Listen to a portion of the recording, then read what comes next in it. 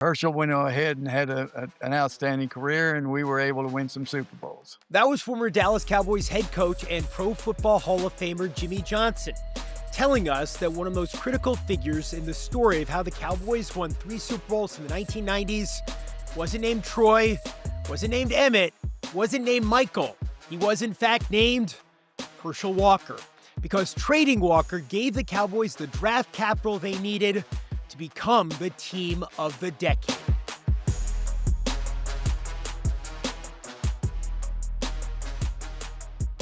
So we're joined by Jimmy Johnson, and the first thing we really want to talk about, Jimmy, is that trade. Maybe the most famous trade in football history. 4 years ago, the Cowboys paid Herschel $5 million to come to Dallas. On Thursday, they paid him over $1 million to leave. Walker was traded to the Vikings for 5 players and as many as 7 draft choices. How did the idea first pop into your head? Well, Jeremy, first of all, everybody talks about the trade. That was one trade of 51 trades that we made when I was in Dallas. And without question, it helped give us a jump start on our football team. But how it came about was, when I got to Dallas, I just left the University of Miami and a great football team. And I realized that there just really wasn't a lot of talent there. Tom Landry is a great, great football coach. But he had 3 straight losing seasons, and they were 3-13 his last year. And so, I actually talked to our coaches. I said, if we just take the best player available, like most teams do back in those days, I said, we're not going to be around here after about 3 years because there's no way we can turn this thing around just taking the best player available. So we need to jumpstart it. We need to do something to get draft picks. We knew the college players, and so we needed draft picks. And I said, what do we have that's of any value that people want? And in fact, I was talking to Al Davis a bunch during that time because he was trying to pick my brain about college players. And he said, Jimmy, there's not a lot of teams that want anybody on your team. Jimmy was one tough, hard character. But you know what? That's exactly what this franchise needed. They needed somebody to come in and totally clean this house because after decades of being a wonderful franchise, they were headed downhill at warp speed. Well, how did they get so bad? How did it get so bad from what had been America's team, in the Staubach era, in the early Danny White era? How would the wheels come off? When you don't draft well, you start sinking. When you keep veterans too long. Jeremy, if there was one problem with Tom Landry, it was his loyalty to his players. He loved his players, and he would keep them sometimes a year, sometimes 2 years after they should have been gone from the team. I remember talking to his secretary once, and she told me a story of it was cut-down day, and Tom liked to talk to all the players who were being cut. And they were going to cut one veteran. And the guy went in and apparently started crying and begging Tom Landry for one more year in the league. And it was so difficult for Tom that after that conversation was over, he said to his secretary, I don't want to talk to anybody else today. He was just so moved because he loved players who'd accomplished things for him. So Jimmy Johnson came to Dallas ready to wheel and deal. Right off the bat, I traded our starting quarterback, Steve Pallure, to Kansas City for a 3rd-round pick because I knew I was going to draft Troy Aikman. And then, so we made a couple of trades, and then I took Steve Walsh, and I was calling around the league trying to trade Steve Walsh, which I eventually traded him to New Orleans for a 1, 2, and a 3. Those moves drew the attention of other teams in the league, hoping to pry away the Cowboys' most valuable asset. And so I got a call from Ernie Accorsi. He was a general manager at Cleveland. he said, Jimmy, what would it take, for you to trade Herschel Walker? And I said, well, it's kind of like the band leader, a 1, 2, and a 3, and a 1, 2, and a 3. And he said, well, you really had that line? That line? That's what you said to Ernie? That's pretty good. I was trying to be funny, but because I wanted to make sure he knew that we weren't just going to give him away. Right. And so anyway, he said, well, we don't have a first-round pick next year. But, let me take a look at it. We can give you this linebacker that we had just drafted, and a 2 and a 3, and then maybe the year after that, a 1, 2, and a 3. And I said, well, I think that's pretty good here, Ernie. I said, let me give it some thought. He said, well, I've got to talk to Art Modell, and we will call you tonight. And so I went into Jerry Jones. I said, Jerry, I got a pretty good trade here. I said, but you know what? We may be able to better it if we'll call around. And I had been talking to Mike Lynn, the general manager at Minnesota, about trading for Steve Walsh, but Steve is from Minnesota. And Mike said, well... Who'd been your quarterback in Miami. Yes. And so Mike says, well, I don't know that I can, match that offer that you have from Cleveland. Let me give it some thought. And so I went to practice. And then I got back from practice, and my secretary, Barbara Goodman, said, Coach, you got a fax proposal on your desk. Back then we used a fax. And that was high tech. I mean, that was cutting edge. So I looked at the fax, and what they were offering was 5 players that they could do without. All 5 of them had a flaw. And 1 draft pick, number 1, 2 years down the road. And I looked at it, and even though all 5 players were better than anything we had, I didn't want players. I wanted picks. And so I got to looking at it, and the more I thought about it, I thought that, well, hey, I might be able to parlay this thing. And then I told Jerry about what my thoughts were. And so we ended up making the trade. On October 12, 1989, the Cowboys traded Herschel Walker to the Vikings for 5 players, plus Minnesota's first, second, and 6th-round draft picks in the upcoming 1990 draft. Additionally, Jimmy Johnson was able to get Vikings GM Mike Lynn to agree to attach conditional picks to each player he sent to Dallas. The Mike Lynn assumption, the general manager who made the deal from the Viking standpoint, he assumed that the Cowboys wanted to keep the players, or most of those players. Jimmy Johnson, I'm sure you've already learned, he could care less about any of those players. He wanted the picks. So that's the mistake. Was what we didn't understand was, in the end, you're going to be trading, your top 3 picks for the next 3 years, taking away any really chance to get better through the draft.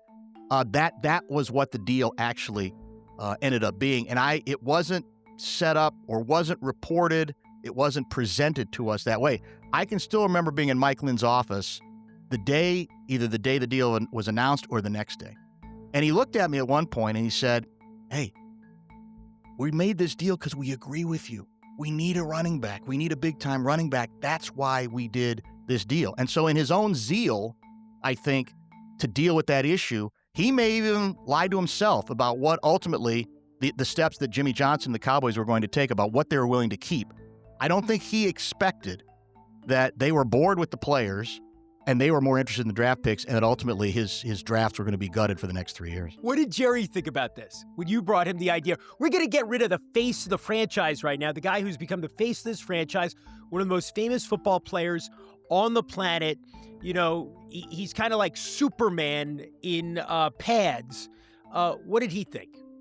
Well, Jerry looked at, and just like most people on the surface of the trade, most people, looked at it, well, we're getting 5 players and a first-round pick, a couple years down the road. And I got ripped in the media because I wouldn't tell anybody what I was going to do. I think this trade is crazy. Crazy.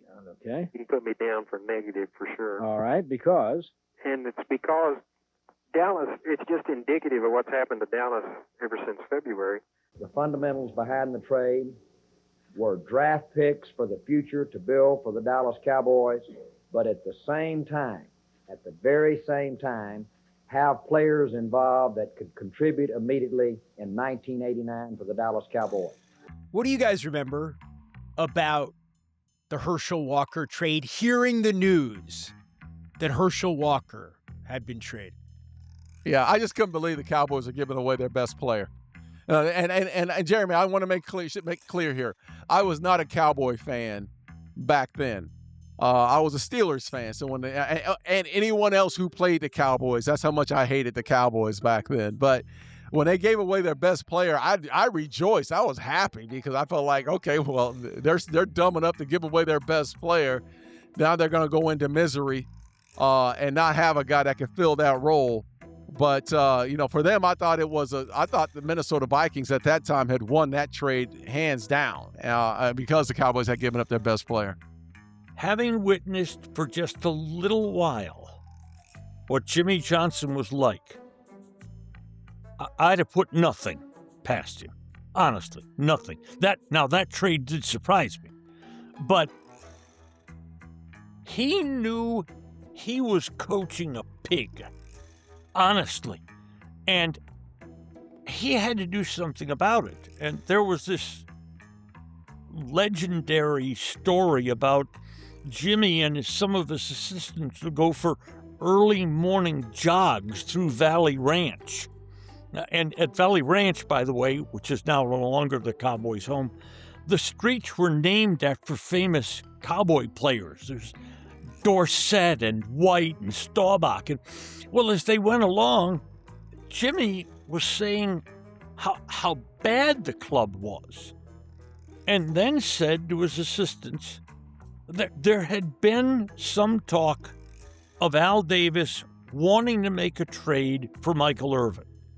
And that didn't make any sense because you were swapping a good young player for another good young player, a draft choice.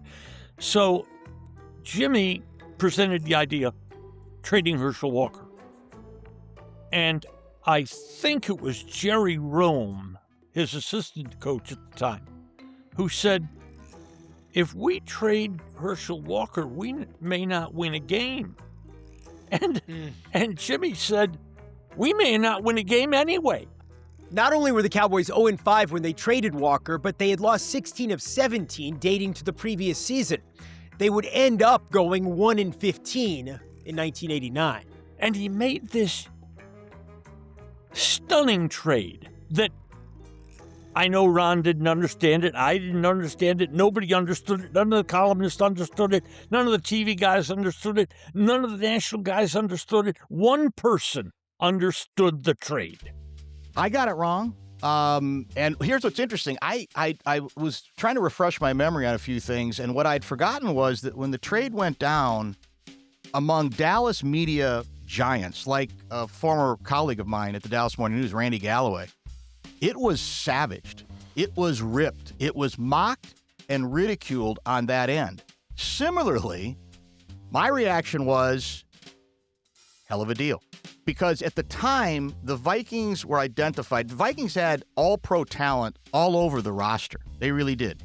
And the feeling was the one thing they lacked was a big-time running back. I'm telling people, this guy still got it. He can still do it. So I'm also celebrating the deal on the front end. The Vikings didn't understand it either. That was the key. That they didn't get it. Mike Lynn was stripped naked on Main Street at noon. The initial impression was the shock of it, because it was so, especially in that era, there weren't trades like that being made, and certainly not for superstar players. That's why it was such a long shot in terms of how it's going to work out. Jimmy Johnson was on the verge of getting exactly what he wanted, those conditional picks attached to each player. But there was still one more hurdle to clear with Herschel. Herschel Walker didn't like the idea of going to Minnesota. And so his agent and Herschel said, hey, we're going to retire. Now, I don't think he would have retired. But he had that leverage. He could threaten to do so. Jerry actually paid him some money to facilitate More the than trade. $1 million. Yeah, so that we could go ahead and make the trade. Before agreeing to the deal, Walker had to be coerced a bit to the tune of at least $1 million to leave town. The Cowboys are going nowhere this season, while the Vikings feel the future is now. It had better be, because they gave away the future today. Did you pack his suitcase for him, Jimmy? Is that true? And take him to the airport? Actually, I've done a function or two with Herschel, since then. And we had some laughs about it and one thing or another. But, hey, it worked out for everybody. Herschel went ahead and had an outstanding career, and we were able to win some Super Bowls. This is a successful program here, and I'm going to come in, and I hope my talent could add to it. With the trade in the books, Jimmy's poison pill was ready. We brought in those players, and I had no intention of keeping them because I wanted the draft picks, because all 5 players were tied to a pick. Right. If I kept the from players, day one, that was what you were after, were the picks. The players were incidental. In fact, Jeremy, it was funny because, see, if I kept all 5 players, I'd only get 1 pick. I wouldn't get any of the picks other than that one that they offered. And so, 2 or 3 of the players were good enough to start for us right away. And I wouldn't let Dave Wanstead, my defensive coordinator, start them because I said, Dave, I don't want the coaches to fall in love with them. I don't want the fans to fall in love with them, because there's a good chance that I'm going to cut them at the end of the year. And you don't want them to get hurt, and then you can't trade them, and because Jesse, we had David Howard, who's a pretty good little linebacker, and Jesse Solomon, a decent linebacker, and Isaac Holt was an older defensive back. Right off the bat, I cut the defensive tackle, the young defensive tackle. I didn't like his attitude, so I ended up getting that pick. And then we moved Darren Nelson to San Diego, and so I got that pick. But anyway, it got down toward the end of the year, and I called Mike Lynn. I said, Mike, listen, I'm going to cut all these players, and so I'm going to get all your picks. And I said, why don't we work out a deal? I'll throw you a late pick if you'll let me keep these guys. Well, he got all upset. He said, hey, we're taking a bath around here. Everybody's upset that I made the trade, on and on and on. And so he hung up on me. So I called Jerry Burns, the coach. I said, Jerry, I'm trying to work out a deal with Mike Lynn, but he won't talk to me about it. He said, hey, that's was that perturbed. Oh, yeah, because I told him we were going to cut him. Right. And he thought for sure, since all 5 were better than anything I had, that I'd keep all 5. So he'd only have to. Did he think that you had hoodwinked him, or that you had come to this conclusion gradually? Yeah, I mean, it was a situation where none of them would return my calls. And I kept telling them, I'm going to cut these players if you don't return my call. Mike Lynn wouldn't call you back? Jerry Burns wouldn't call you back? They wouldn't talk to me. So I sent a certified letter to the league office saying, I am going to be releasing all of these players. And I also sent a copy to Mike Lynn. I'm releasing these players unless Minnesota voids the release. So Mike called. He said, you got me over a barrel. And I said, listen, I'd like to keep Isaac Holt and Solomon and Howard. I'll kick you back, and I gave him a couple of late picks. Now, none of those all those players were just kind of transition guys. They were not factors in us winning Super Bowls. But by doing that, I was able to keep all the picks. And then I had a couple of players that helped us, for a year or two before we started winning Super Bowls. But if you are Mike Lynn, and not to make this personal, but I mean, this has to constitute some kind of professional malpractice, not to see what was really going on here, what the real incentive and motivation was for the Cowboys.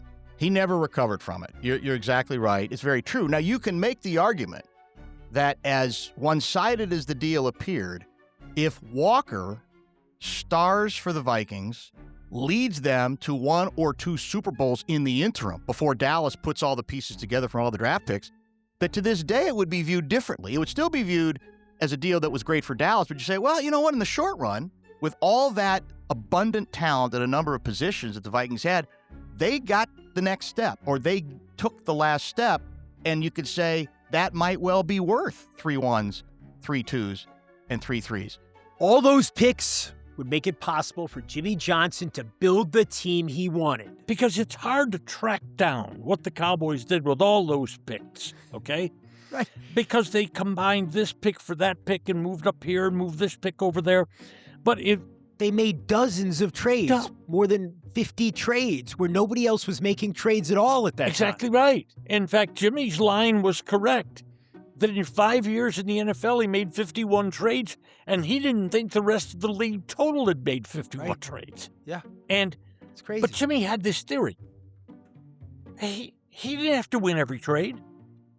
Jimmy's theory was, if he wins 60% of the trades, he's doing great. But if you take all those draft choices and combine here and there, that haul for Herschel Walker included Emmitt Smith. Dallas selects Emmitt Smith, running back from Florida. Russell Maryland. The Dallas Cowboys have selected Russell Maryland. Defensive tackle. Darren Woodson. Dallas's selection on a choice from New England is Darren Woodson. But you talk about core people. But Jimmy was good at that. The way I looked at it, I didn't know any better. But I was my own personnel director when I was in college, when I was recruiting for University of Miami or, for Oklahoma State. And I looked at it, it was kind of funny, the very first draft, I went in the room and I was running the draft. And so I was in the second round. And, first round, without, there wasn't any doubt we were going to take Troy Aikman. Even though that was a great draft, there was a lot of good players there. In the second round, I wanted Daryl Johnston. And, Daryl wasn't going to be a high pick in the second round. Fullback from Syracuse. Yeah, but, like our first 4 picks, we had 4 academic All-Americans. And so, I wanted smart people, and I knew Daryl was a really intelligent guy. A lot of these players, we had played against them or I'd recruited them, on and on. So, I looked at it. I didn't want to take Daryl in the top of the second round. So I started calling around and then got a hold of Al Davis. And Al says, okay, we'll swap. We'll swap number 2s and we'll give you a 3. And so I said, fine, okay, let's do it. And Tex Schramm looked at me, he says, you made a trade with Al Davis? He said, we don't even talk to Al Davis. I said, I don't know any better. And so then we get to the third round, and I knew that there was an offensive guard there at Pitt that we had played against, Miami against Pittsburgh. And, I looked at him, I said, this guy might be an offensive center. And I talked to my offensive line coach, Tony Wise. I said, can you make him into a center? Because he's only about 245 pounds. He said, yeah. And so I ended up taking Mark Stevnoski in the third round. He was an academic All-American. And so, that's why I needed picks, because I knew these college players. But that's how we were able to build a team. So we wanted to build it through the draft, not by the trades. Well, the second year of the Cowboys draft, I mean, Jimmy had accomplished, he'd gotten this core of young guys together. And he had all these draft picks. And the second year, he had pick 21, as I recall. And Jimmy desperately needed defensive help. So he and his staff put this plan together for the draft. They wanted to get James Francis, the linebacker from Baylor. And their fallback plan was to either get Lamar Latham, the linebacker from Houston, or Ray Agnew, the defensive tackle from NC State. And they also liked Cortez Kennedy, but then who didn't? He went number 3 in the draft. Right. Okay. So the draft starts to unfold, and Kennedy goes off the board. And shockingly, Agnew goes off the board. Way earlier than the Cowboys thought. So the Cowboys start focusing on James Francis. And they try to trade with Chicago, and then they try to trade with Cincinnati and the Raiders. I don't know what order they, and all those teams made their choices and off the board. They went Francis off the board, and so they talked to Houston, and because the one guy left on their board was Lamar Latham, and Houston decided, no, we're going to take Lamar Latham. So the Cowboys suddenly, I think, Jeremy, they had a list of 7 defensive players they would have liked in the first round. But they get to their pick at 17, and none of them are left on the board. So they're shocked. They don't quite know what to do. And then, I don't know who it was in the draft room, says, wait a minute. The number 4 player on our board is still available. Emmitt Smith. And then, Not a defensive player. no, not a defensive player. But the Cowboys had just made a trade to get this guy, Terrence Flagler, a running back from San Francisco, whom they liked, by the way, and had some talent, but it also turns out he had some personal problems. So Joe Brodsky's the running backs coach. So Brodsky's campaigning for Emmitt Smith. So Jimmy calls him aside and said, okay, Emmitt Smith and Terrence Flagler. And Brodsky says,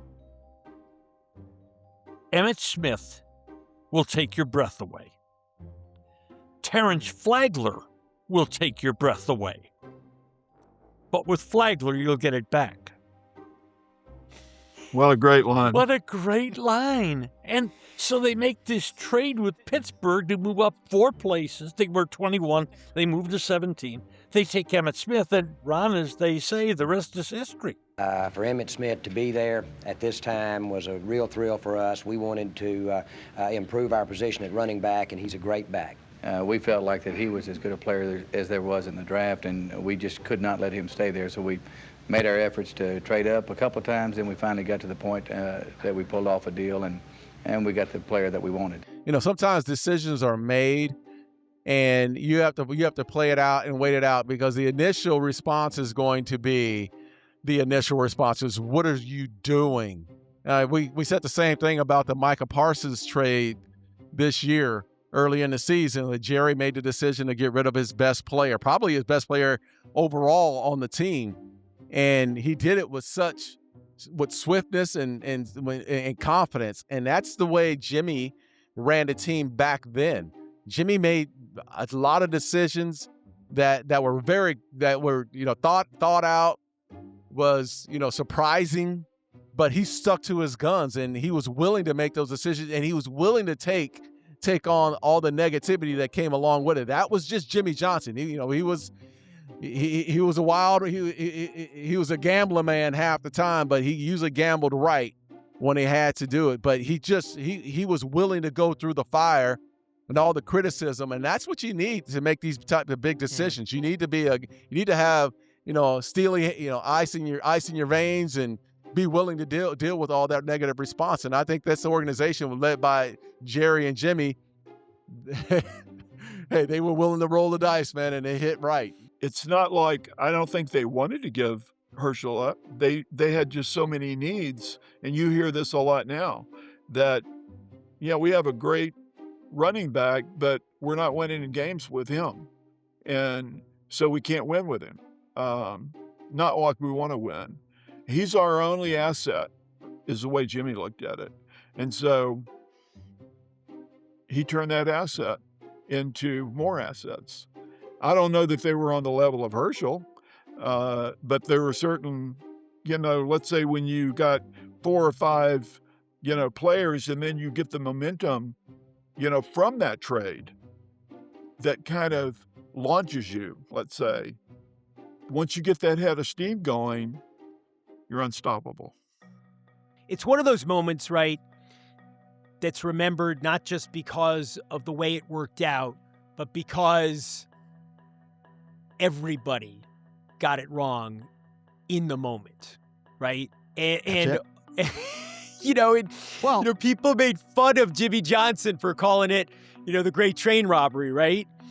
I think the question is in the press guy, right? He calls it like, this is going to be the Great Train Robbery. And some smartass like you or me pops up and says, for who? For which team? Yes. Right? If you're in our business long enough, and if you're honest, actually it probably doesn't take long to figure out, God, we're stupid sometimes. And we come on with all this bravado that we know, and this is ridiculous, and how can you even consider this sort of a deal? Or we come at it the other way, which I did, and said, hell, this is going to be worth it. This is exactly the missing piece this team needs, either way, depending on what team we're talking about. What I say is the players and the coaches and the general managers always have the last word. They really do. We can pontificate all we want. We can project and think we know at any moment what we want on the basis of the climate then or what we thought the conditions were at that point. But in the end, they get to decide, right, how this thing works out. And Jimmy Johnson decided, not just by making the deal, but by making such astute draft decisions. And that pretty much changed the NFL landscape through that period of time. The Dallas Cowboys went 1-15 in 1989, the season they traded Herschel Walker. 3 years later, they were Super Bowl champions. And the rest is football history. And the only thing else I got to say is, how about them Cowboys? Yeah!